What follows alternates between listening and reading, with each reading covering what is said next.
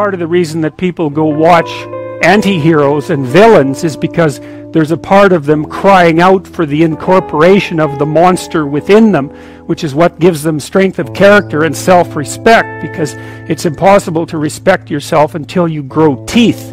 And if you grow teeth, then you realize that you're somewhat dangerous, or maybe somewhat seriously dangerous, and then you might be more willing to demand that you treat yourself with respect and other people do the same thing. And so that doesn't mean that being cruel is better than not being cruel. What it means is that being able to be cruel and then not being cruel is better than not being able to be cruel. Because in the first case, you're nothing but weak and naive. And in the second case, you're dangerous, but you have it under control. And a lot of martial arts concentrate on exactly that as part of their philosophy of training. It's like, we're not training you to fight. We're training you to be peaceful and awake and avoid fights. But if you happen to have to get in one, and I guess the philosophy also is that if you're competent at fighting, that actually decreases the probability that you're going to have to fight, because when someone pushes you, you'll be able to respond with confidence, and with any luck, and this is certainly the case with bullies, with any luck, a reasonable show of confidence, which is very much equivalent to a show of dominance, is going to be enough to make the bully back off. And so the strength that you develop in your monstrousness is actually the best guarantee of peace. And that's partly why Jung believed that it was necessary for people to integrate their shadow. And he said that was a terrible thing for people to attempt, because the human shadow, which is all those things about yourself that you don't want to realize, reaches all the way to hell. And what he meant by that was, it's through an analysis of your own shadow that you can come to understand why other people are capable, and you as well, of the sorts of terrible atrocities that characterized, let's say, the 20th century. And without that understanding, there's no possibility of bringing it under control. When you study Nazi Germany, for example, or you study the Soviet Union, particularly under Stalin, and you're asking yourself, well, what are these perpetrators like? Forget about the victims, let's talk about the perpetrators. The answer is, they're just like you. And if you don't know that, that just means that you don't know anything about people, including yourself. And then it also means that you have to discover why they're just like you. And believe me, that's no picnic. So that's enough to traumatize people, and that's partly why they don't do it. And it's also partly why the path to enlightenment and wisdom is seldom trod upon, because if it was all a matter of following your bliss and doing what made you happy, then everyone in the world would be a paragon of wisdom. But it's not that at all. It's a matter of facing the thing you least want to face. And everyone has that there's this old story in King Arthur where the knights go off to look for the Holy Grail, which is either the cup that Christ drank out of at the Last Supper, or the cup into which the blood that gushed from his side was poured when he was crucified. The stories vary, but it's basically a holy object, like the phoenix in some sense, that's a representation of transformation. So it's an ideal. And so King Arthur's knights, who sit at a round table because they're all roughly equal, go off to find the most valuable thing, and where do you look for the most valuable thing when you don't know where it is? Well, each of the knights looks at the forest surrounding the castle and enters the forest at the point that looks darkest to him. And that's a good thing to understand, because the gateway to wisdom and the gateway to the development of personality, which is exactly the same thing, is precisely through the portal that you do not want to climb through.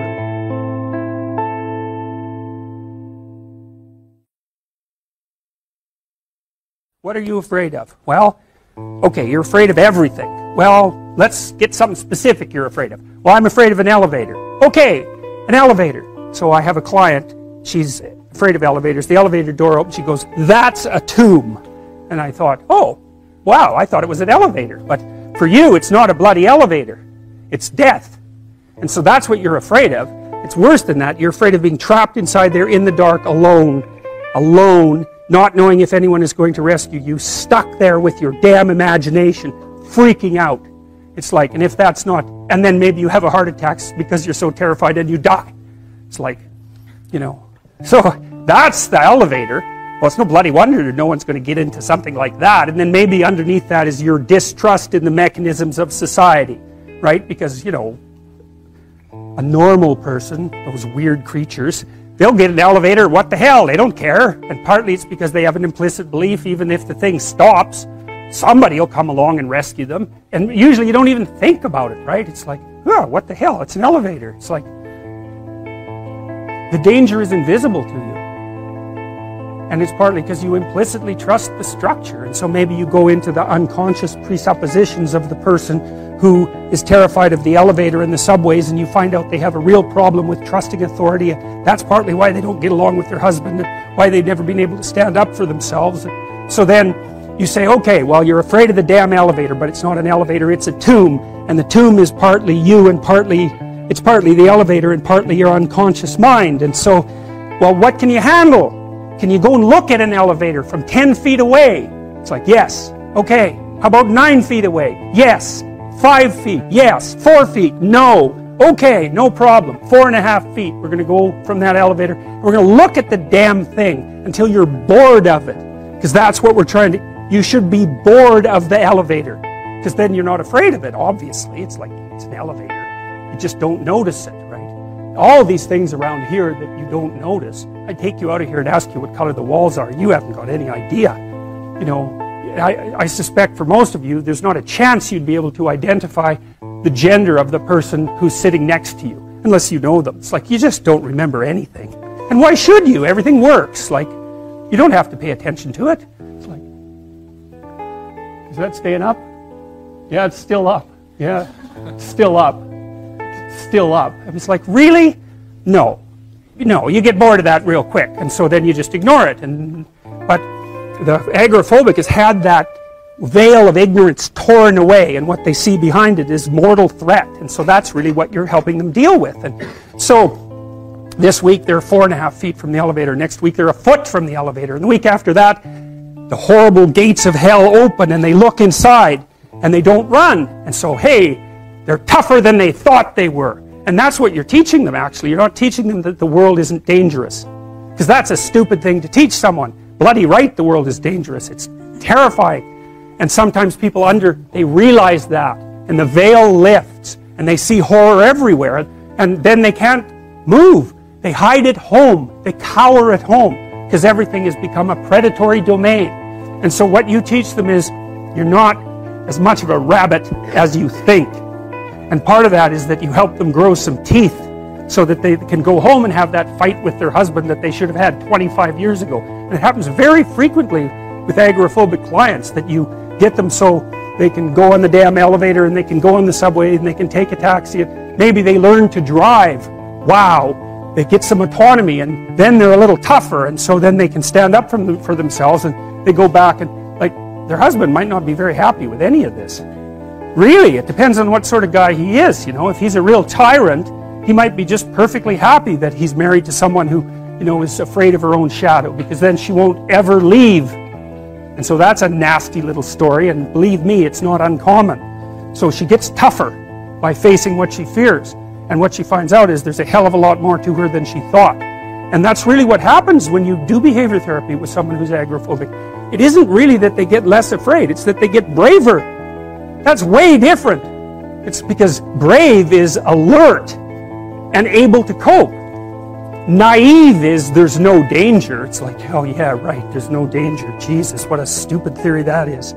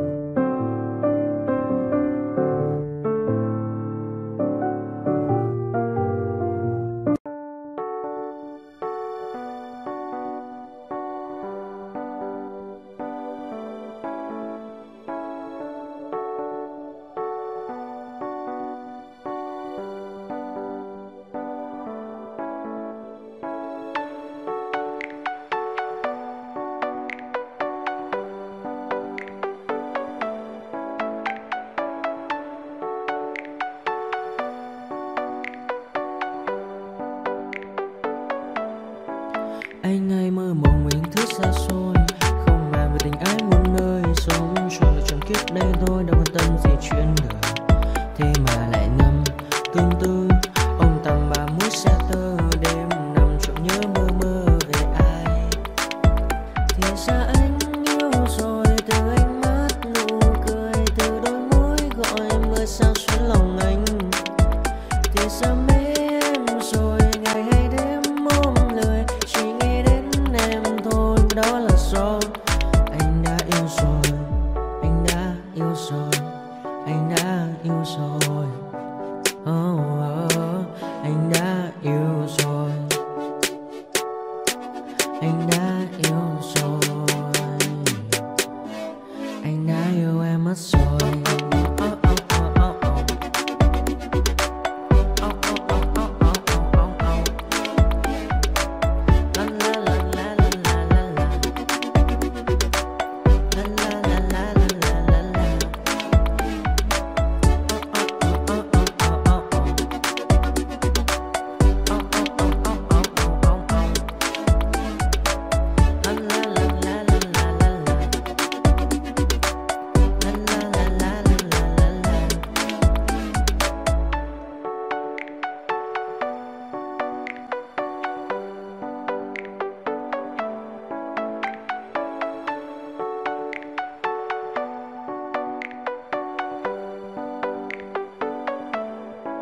Anh hay mơ mộng mình thứ xa xôi, không màng về tình ái muôn nơi. Sống cho lựa chọn kiếp đây thôi, đâu quan tâm gì chuyện đời. Thế mà lại ngâm tương tư, ông tầm bà mũi xe tơ. Đêm nằm trộm nhớ mơ mơ về ai. Thì ra anh yêu rồi, từ ánh mắt nụ cười, từ đôi môi gọi mưa sao xuyến lòng anh. Thì ra mê em rồi, ngày hay đêm.